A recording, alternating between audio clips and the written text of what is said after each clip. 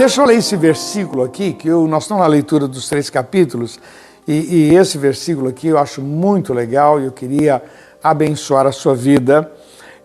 No livro de Judas, Judas só tem um capítulo, né?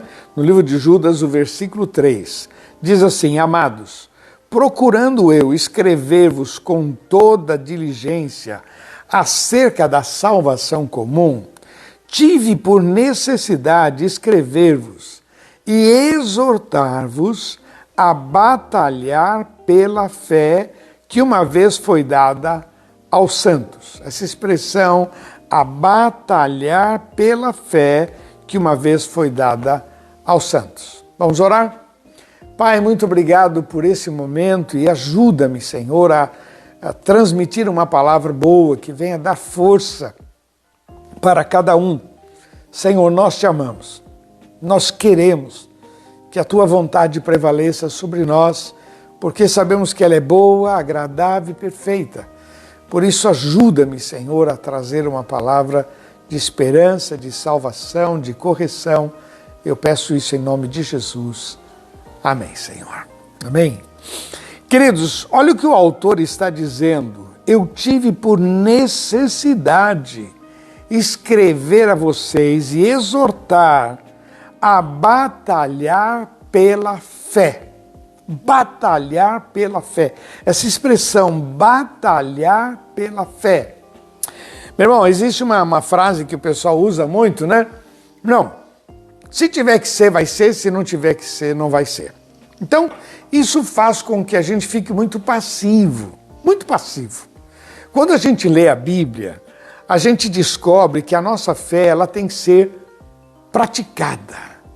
Ela tem que ser ativada pela fé. Você pega o livro de Hebreus, capítulo 11, vai falar sobre a fé. Pela fé Abraão creu, pela fé Moisés creu, pela fé Enoque, pela fé. Pessoas que pela fé se movimentaram, pela fé. Lá em Marcos capítulo 2 tem uma expressão muito legal que diz assim: aqueles camaradas carregando, 4 amigos carregando um paralítico, desceram pelo telhado. O texto diz assim: e vendo a fé deles, disse ao paralítico, perdoados estão os teus pecados. E depois Jesus disse: levanta-te, pega a tua cama e anda. Mas vendo a fé deles, a fé ela precisa ser praticada. Se nós não praticarmos a fé, ela existe, está em nós, e, no entanto, ela está parada. As coisas não estão acontecendo porque a gente mesmo não está ativando. O autor desta carta, Judas, ele diz assim: eu tive por necessidade exortar-vos que vocês ativem a vossa fé. A fé. Eu sempre conto essa experiência do Moisés, que estava no hospital, o médico já tinha desenganado, até que meu pastor veio nos visitar e falou: fé para essas horas. E foi chegando perto de mim dizendo: fé para essas horas. Ative a tua fé, declare a tua fé. Quem tem fé, ora. Quem tem fé, vem à igreja. Quem tem fé, lê a Bíblia. Quem tem fé, pratica a palavra de Deus. Pela fé nós damos dízimos, pela fé nós cantamos, pela fé nós perdoamos, pela fé nós abençoamos, a nossa generosidade tem a ver com fé, toda a nossa vida, os milagres ao nosso redor têm a ver com a fé, mas uma fé ativa. Quando nós não ativamos a fé, quando nós não damos passos de fé, olha, Jesus disse assim: quem pega no arado e olha para trás, não serve para ser meu discípulo. Jesus disse: tenha fé em Deus. Marcos capítulo 11, verso 22. Marcos 11, tende fé em Deus.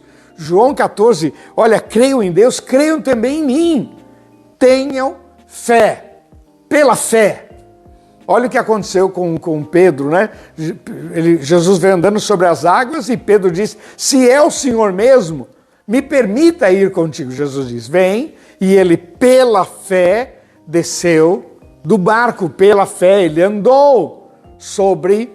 Olha o que aconteceu com aqueles 10 leprosos. Jesus disse: voltem e se apresentem ao sacerdote. E eles voltaram e aí começaram a perceber que estavam curados pela fé. Então, a fé, se ela não for praticada, se ela não for exigida, ela fica passiva. Ah, não estou com vontade de ir na igreja, então eu não vou. Não vou. Não, pela fé eu vou. Eu preciso. Eu gosto de dizer, meu irmão, que eu venho à igreja não porque eu sou pastor, eu venho à igreja porque eu preciso de Deus. Eu preciso da ação de Deus na minha vida. Quantas vezes nós corrigimos os nossos filhos e a gente corrigia, às vezes dava uma varada e tal, pela fé. Depois nós sentávamos, conversávamos, orávamos com eles, para que eles entendessem que aquilo que nós estamos fazendo é um ato de amor e não simplesmente de repressão, mas era um ato de amor e fazíamos isso pela fé. E pela fé, hoje nós estamos vendo o resultado na vida deles. Pela fé. Então, se a fé não for usada, ela não faz nada. Ela está em nós. Olha o que diz o texto. Tive a necessidade de escrever-vos e exortar-vos a batalhar pela fé que uma vez foi dada aos santos. Ela está aqui. Eu tenho o potencial de, pela fé, agir, mas se eu não faço nada, a minha fé sozinha não vai fazer nada. Eu preciso tomar algumas atitudes que é um ato de fé. Vou dizimar, vou ofertar, vou ser generoso, vou fazer pela fé. Quando a gente tem que explicar, mas eu vou dar uma esmola, mas eu também estou precisando. Então tá bom, então fica. Mas não, eu vou dar uma esmola pela fé. Porque Deus tem me abençoado, eu vou ajudar outras pessoas, eu vou dividir o que eu tenho com outras pessoas. Então, quer dizer, eu vou praticar a fé. E a fé, meu irmão, quando a gente pratica, há um retorno, há um poder muito grande sobre as nossas vidas. Só para a gente compreender esse texto, eu queria ler aqui no livro de Romanos, capítulo 4, quando fala sobre Abraão, que é chamado o pai da fé. Eu queria ler com você no versículo 18, e aqui eu quero terminar essa minha meditação. Romanos 4:18. O qual em esperança creu contra a esperança. Ele tinha fé em Deus. Ele tinha fé em Deus. Mas ele teve que crer contra aquilo que ele estava vendo. Então ele ativou a fé. Eu creio e ponto final. Creu contra a esperança, que seria feito pai de muitas nações, conforme o que lhe fora dito. Assim será a tua descendência. Quer dizer, os anos foram passando. Deus disse que daria um filho, o filho não chegava.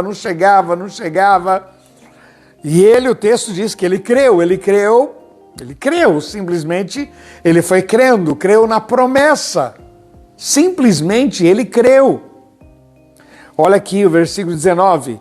E não duvidou, não enfraqueceu na fé, nem atentou para o seu próprio corpo, que já era amortecido pela própria idade, pois era já de quase 100 anos, nem tampouco para o amortecimento do ventre de Sara.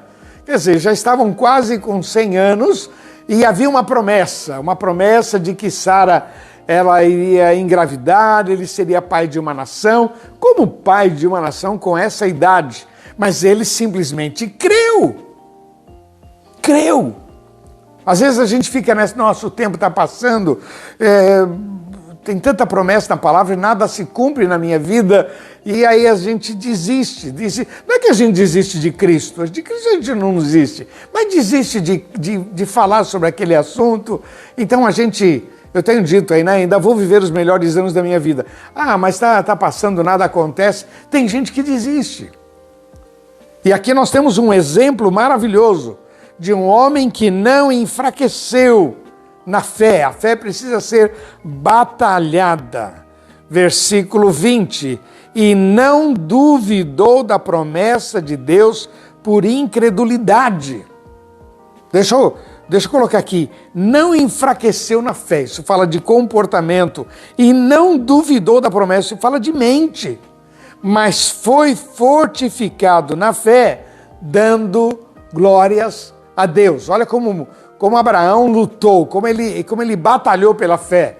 Ele louvou a Deus mesmo sem ter nada concreto, nada palpável na sua mão, mas ele louvou a Deus, ele não duvidou da promessa, não deixou a incredulidade tomar conta do seu coração e foi fortificado na fé, dando glórias a Deus. Olha o versículo 21. E estando certíssimo que aquele que tinha prometido também era poderoso para fazer. Isso é batalhar na fé. É você falar, dando glórias a Deus, é você falando e louvando a Deus, e fundamentado num princípio muito simples. Quem prometeu tem poder para cumprir. Quem prometeu tem poder para cumprir. Ou a gente batalha na fé e a gente vê a glória de Deus, ou a gente desiste e mesmo tendo um tesouro tremendo na mão, não usufrui de nada. Meu irmão, pense nisso. Não é à toa que Judas, ao escrever, ele disse: tive a necessidade de exortar vocês a batalhar pela fé.